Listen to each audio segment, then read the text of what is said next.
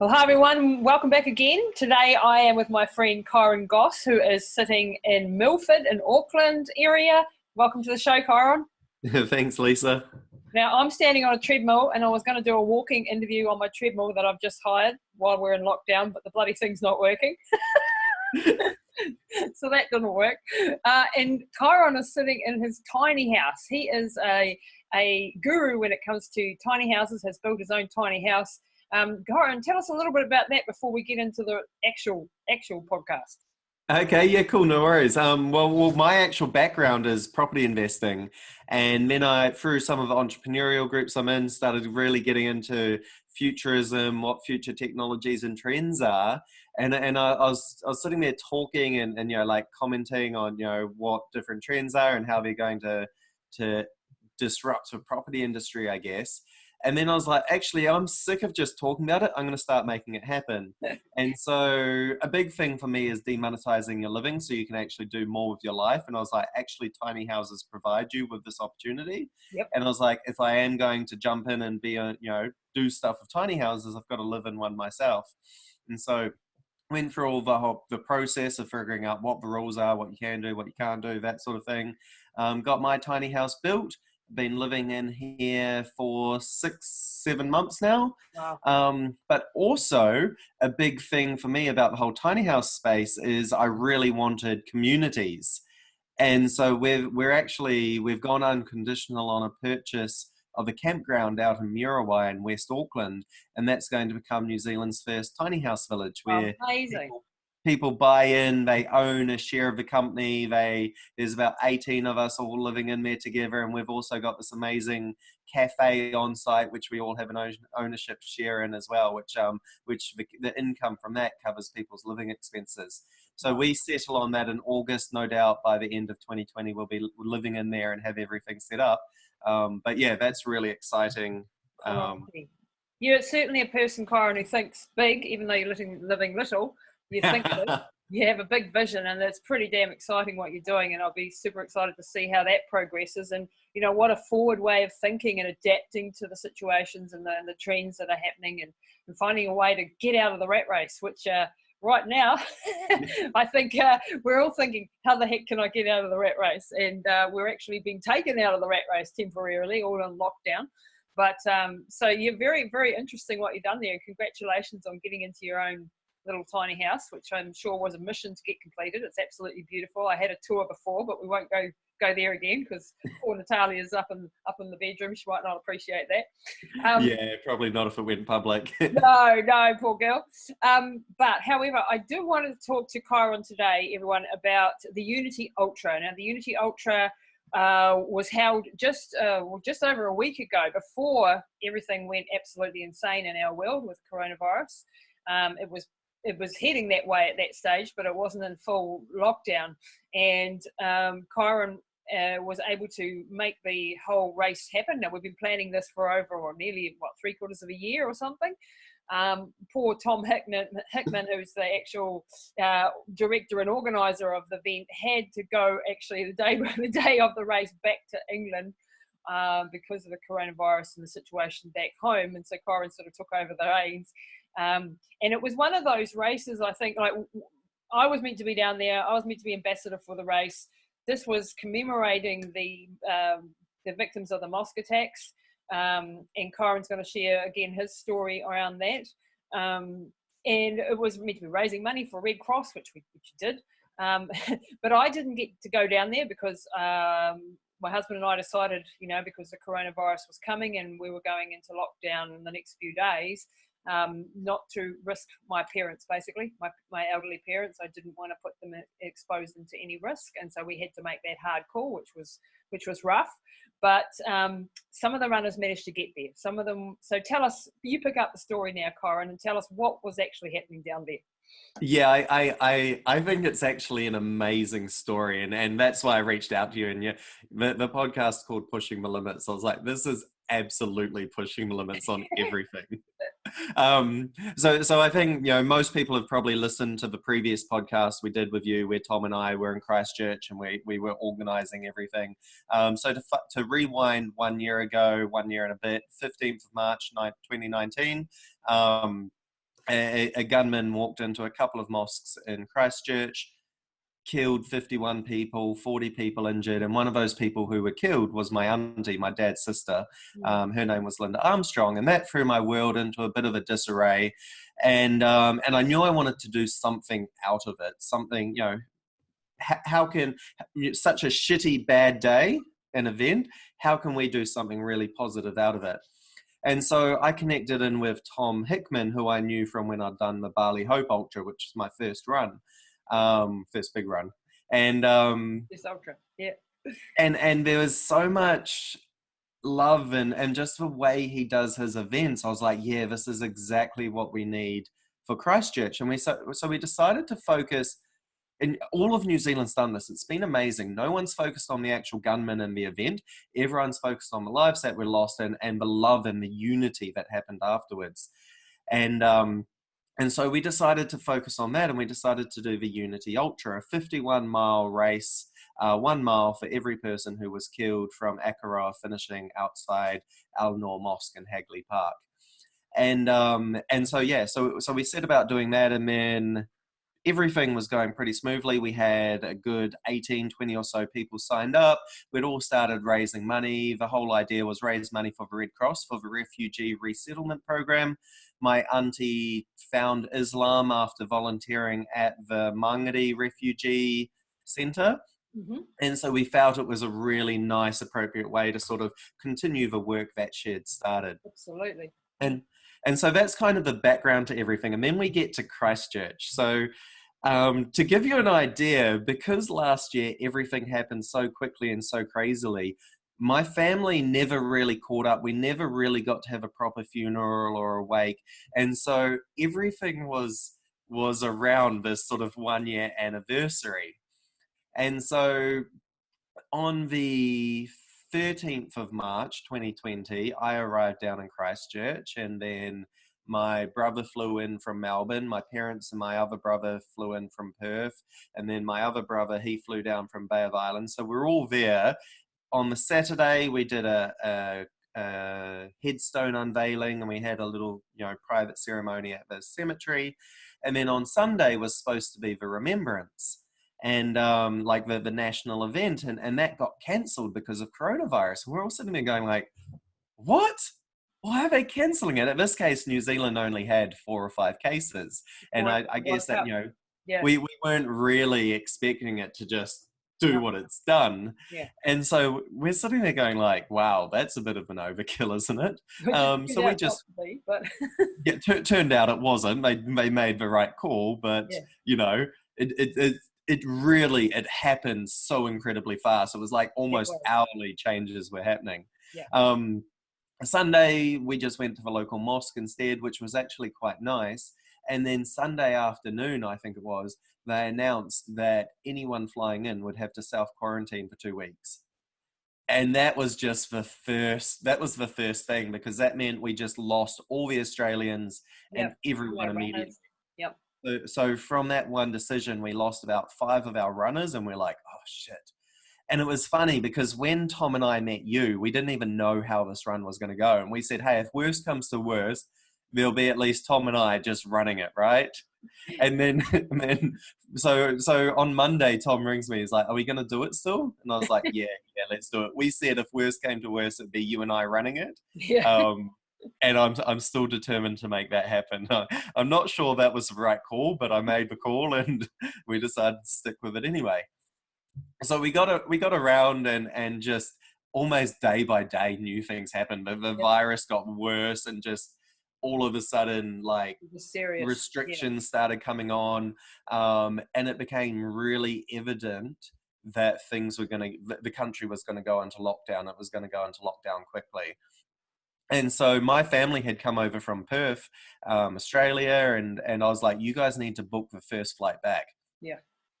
So they ended up flying out on Friday morning. So they didn't even get to experience any of the ultra. Yeah.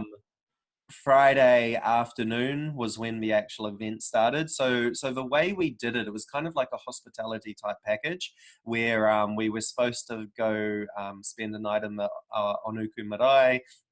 all united with, you know, having a hangi and like showing off some of New Zealand culture, whilst and then running from the marae back to the mosque. Because of the virus, the marae pulled out, so we then last minute trying to find beds for everyone. Because there had been another race on during that time period, the council still hadn't actually given us permission. That only came through on Thursday. We're shitting ourselves. Like, we're only talking 10 people now. So. Yeah, well, we're 9 people. We're like, really? Yeah. And so there's like this whole variety. It's like everything seemed to be against us. Obviously, you and Hazley decided you didn't come down, which, to be honest, was a really smart move. And we started having other people going, should I come down? I was like, nah, just don't bother. You'll stay for where you are. We had to change our flights, so we're flying back quicker. We had a girl over in Hawke's Bay who decided not to come down, and was like, cool, fair enough. And it became a thing. I think the I think the slogan for 2020 should just be, it is what it is. Yeah. It got to that point where it was just like, it is what it is. And even to the point where the actual course that the council gave permission for was only 75 Ks instead of 82. So it wasn't even 51 miles. And by then I was just like, so frustrated. It is what it is. We'll deal with it. Yeah, we deal with it. It is what it is. We had people from America. We had Meg from America and Vijaya from Australia that had come in earlier. Luckily. You know, it's been a lot of money getting here and preparing and so on. So it was a hard call. And then what happened with Tom?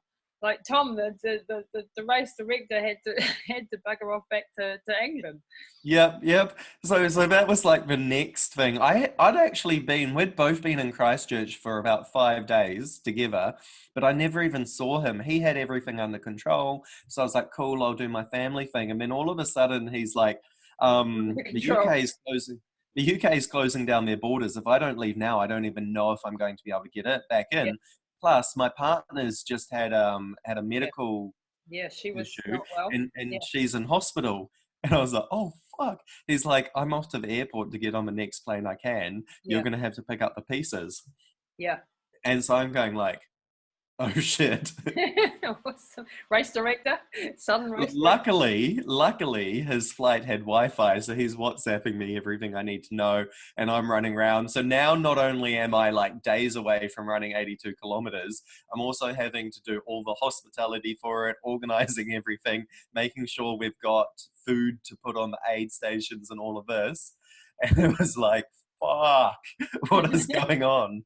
But I was committed and I was dedicated that we're going to make it happen. And luckily, we were working with Red Cross, not just fundraising for them, but we also had their disaster relief team, I guess you'd call them, who they'd found out what we were doing and they wanted to be part of it. So one of the guys there, Doug, he's an absolute legend, and he just took care of all race logistics from that side of things, which... Wow.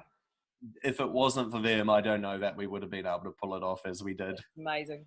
Awesome. Yeah. So he's been on a plane. He's jetting back to the UK, and I'm trying to pick up all the pieces. In the meantime, of course, everyone's out panic buying. So I'm in there. I'm in Pack and Save, like this weirdest looking panic buy area ever, which is like a ton of fruit, watermelon, bananas, oranges, and everything, as well as a ton of Coke, lollies, etc. And I think people are looking at me sideways, going like, you're going to have the weirdest lockdown ever.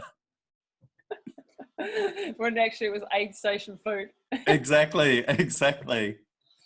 No, so how did, you know, like how did the actual people that the few that were still there, I mean, I must say at this stage, Hazley and Janine Couchman was the young lady from Hawke's Bay, decided to do it remotely.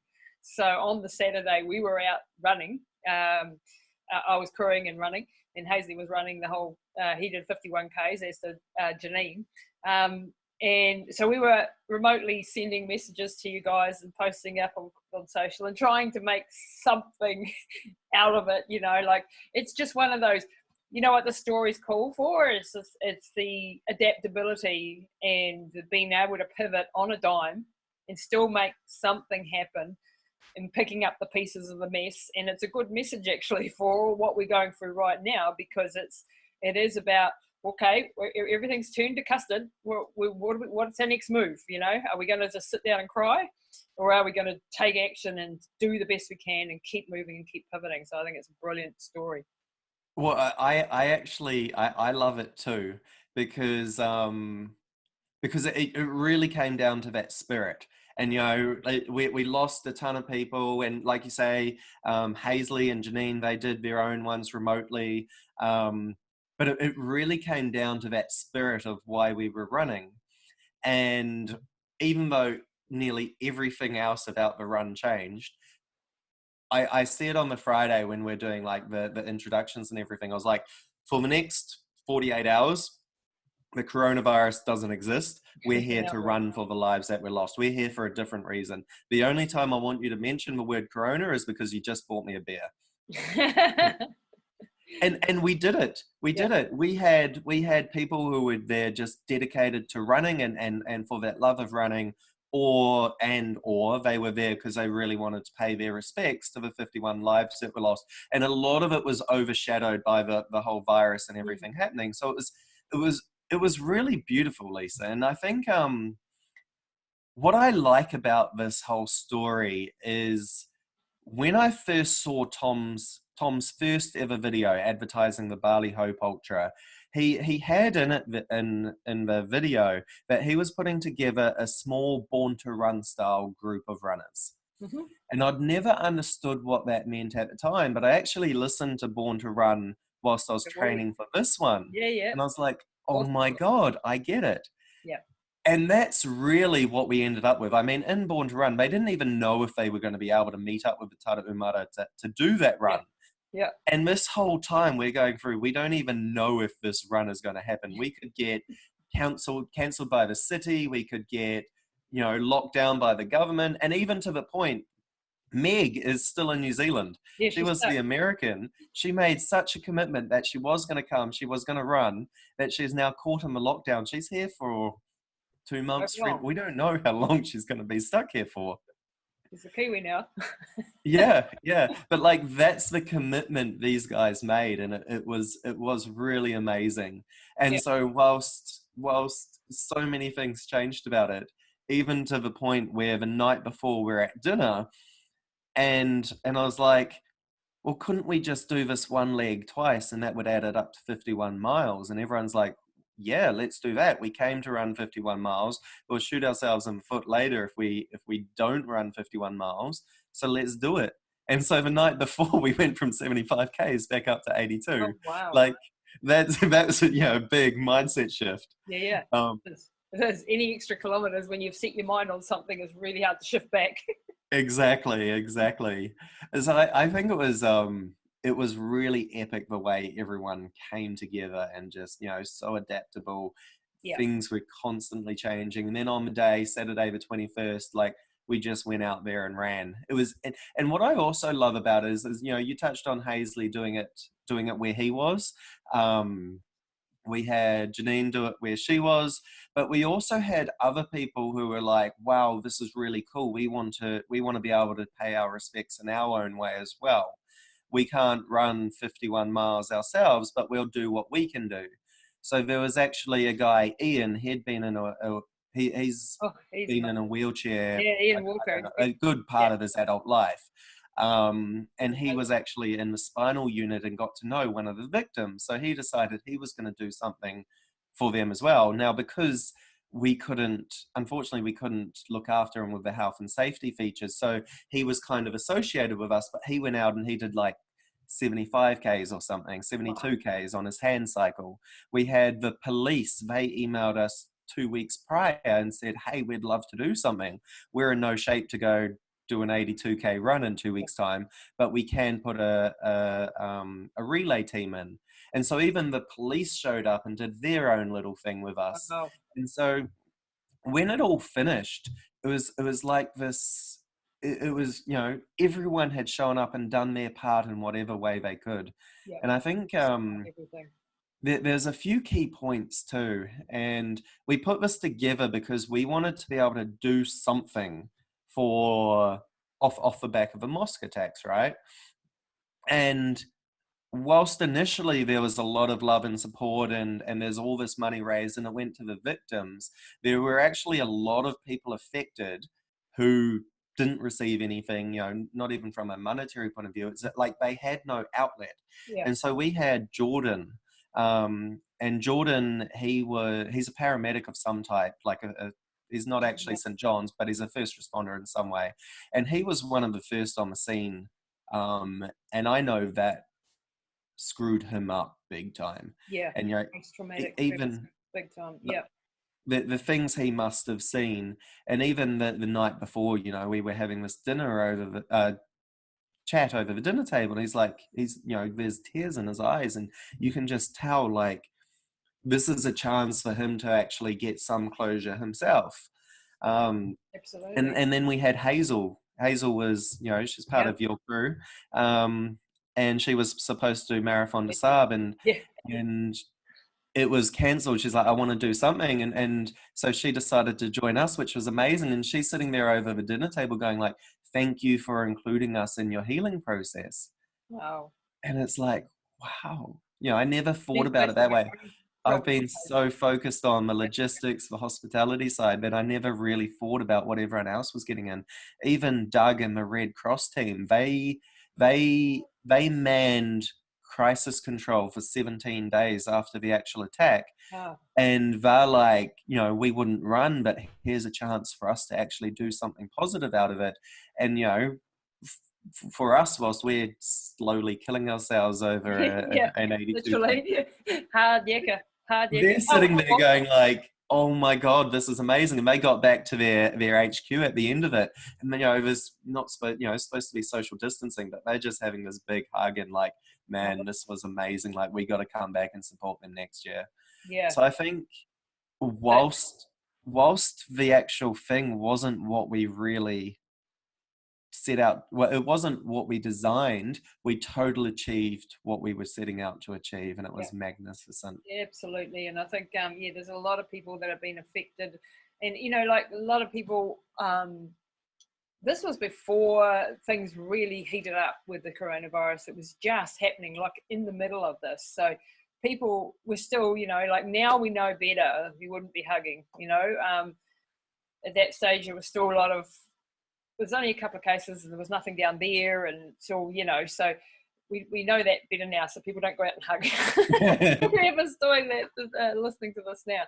But the ethos, the spirit behind the thing is what it's about, and it's super important, and the dedication that everyone showed to it. And like you say, people need an outlet. I mean, even at the beginning of the organisation of this, I remember when we started getting some flack from people saying, what are you doing? We don't need this, like, it's they didn't actually know the connection that you had personally to it, and we had to explain that better to the people we were talking to, but the spirit behind it is real. And this next year, when the coronavirus is over and everything's back to normal, we hope, whatever a new normal is, hopefully we'll be able to make this more proper, and but it's these events in life where the shit hits the fan, literally, where beautiful stories come out of it. And I think in the coronavirus time that we're in, that's a good thing to be thinking about. There will be benefits that come out of this horrible time, and I'm not mitigating it. It is massive, it is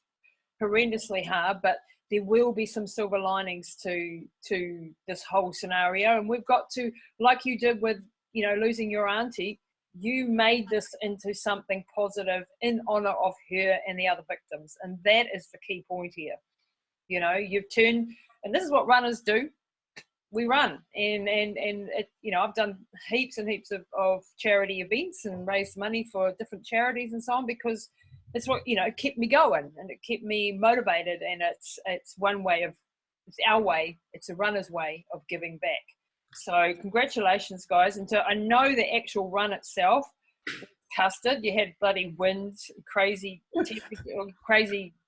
weather and all sorts. Well, that was kind of like the crux, right? You're going like everything is against us, and then next thing you know, we've got crazy winds. We started we did the briefing at the top of Christchurch Gondola because you've got these magnificent views out over Diamond Harbour. And of course, we get up there and it's just crap weather. You can't see anything. You're like, really? And you know, on the run, it's just winds against you or on your back all the whole time. And it was like, damn. And then, everything's against you. yeah. I think they accidentally put us on the wrong road too, because we got told the little leg we were going to have to do was supposed to be 100 meters of elevation, and it ended up being about 600 meters of elevation. So yeah, just all these little things like that. But you know, again, it's kind of what makes the story, right? You know what they say: smooth seas don't make for a good sailor. Exactly. Yeah, and the more shit you have to deal with in life, the stronger you become or you break. Yeah, it's up to you. Yeah. And, you know, you guys toughed it out, and you ended up doing, I think some of you ended up doing 87 Ks, which, believe me, when you planned in your head 81, it's 81 and you're hanging on for 81, and then there's another 6 on top of it, that can mess with you big time. I think that was the magic when people like Ma actually came back and did that final mile again and again with everyone. That was really what a legend. So he went out and he helped the ones limping in, because he's a fast, good, strong runner. Yeah. And who was the first across the line? Was it Ma? Yeah, well, we again, coming back to that whole everyone did their thing in their own way. We had one guy, Dion, and he's connected in for his wife to a few people who lost their jobs and lost their lives, sorry. And in the a couple of weeks beforehand, he's like, hey guys, like I've got a 1.5 centimeter tear up in my groin area. I can't run for more than 2 hours. So instead of pulling out, what he does is he decides to do the first part and the last part, and then put a couple of his mates in between as a relay. Awesome. And so he still gets to do it. So because they were fresh, you know, the police and him sort of came in first. But of those who did the whole thing, Ma came in, killed it in just under 10 hours. Then we had Hazel come in. But we also had like Leanne, and she did it with her dog. And I remember the first time I got told about her wanting to do it with the dog, I was like, is this fair on the dog? Yeah. But the whole way the dog's like pulling her, and like they end up overtaking me, and right even at the end, like, you know, the dog gets to the finish line, it's like ruff, ruff, ruff, ruff, and it's just done 82 kilometers, and I'm going like, how is this possible? It's not even a husky. Like if it was a husky, you'd sort of get it, but it's not even a husky. Exactly. And apparently the next morning it was up and about, like ready to go again. I'm like, what is going on? Oh, one super dog, that's for sure. Ultramarathon dog. He must be a holder. Hey, look, Kyron, I'm going to have to wrap it up there, but thank you very much for sharing this story. I think, it's a lot about overcoming obstacles, and you guys certainly overcame a lot of obstacles. You know, I do want to thank Tom too for, you know, all the work that he put into it, even though, you know, things went to custard and we couldn't get down there, and lots of things went wrong. You did what you could do. You saved the day. You made it happen. You made some special friends and some special memories, and you contributed to the Red Cross. And I'm sure your Aunty Linda would be quite pleased about that. That was her work and what she loved. So, you know, all around, I think, well done. 10 points for effort. And you know, you cannot, and this is you know, one of the things I have to talk about often is that you cannot control outside variables in life. You cannot control what's going to happen to you. And this virus thing, we cannot control. All we can control is our actions, our decisions. We can try and keep ourselves well and healthy and mentally well, so that we can make good decisions and that we can adapt on the fly, and that we can stay up with the game. And those people who do that will come out of this okay, this coronavirus situation okay. And if you just say, stay on the ground and start crying and everything's falling to pieces, you know, then you're going to come off second best. You have to learn to change direction, and you guys changed direction, you know, lightning fast, right to the last minute, and you pulled something off that none of you will ever forget. I don't think it'll be in your memories forever. So well done, Kyron. Thank you.